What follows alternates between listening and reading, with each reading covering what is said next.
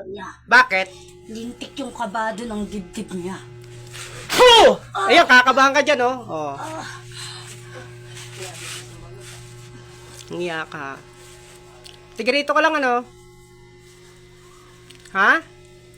Diyan lang ako sa tabi-tabi nila. O Diyos, sama naman kapangyarihan sa lahat. Diyos sa mga Diyos, Panginoon at Panginoon.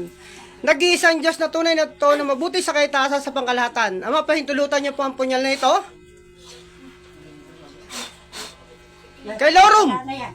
Electrico! Rete! Capturum! Puh! Oh, tignan mo, ano nangyari sa'yo?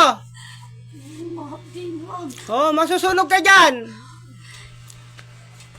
Diyos sama na makapangyarihan sa lahat, Ama, pahintulutan niyo po na maparusahan ang mangkukulam na ito. Ipagkaloob niyo po ang sibat ng kalangitan, itarak sa dibdib. Puh! Langya ka, ha? Oh. Pag yan dinampi ko yung kamay ko sa'yo, malilintikan ka lalo. Diyos Ama na makapangyarihan sa lahat, Ama, ipagkaloob niyo po ang kidlat ng kalangitan. Pinaparusahan ang masasamang espiritu. Puh! Langya ka, ha? Bilisan mo.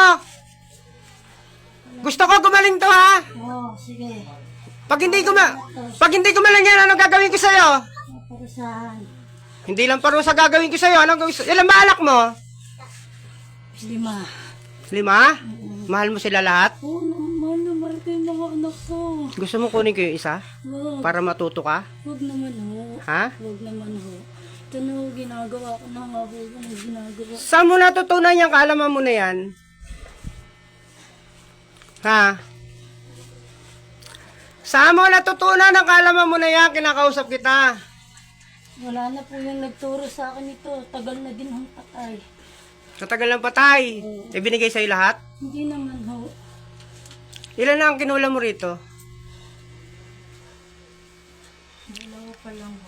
May napatay ka na? Wala pa. Hindi po kailangan Ha?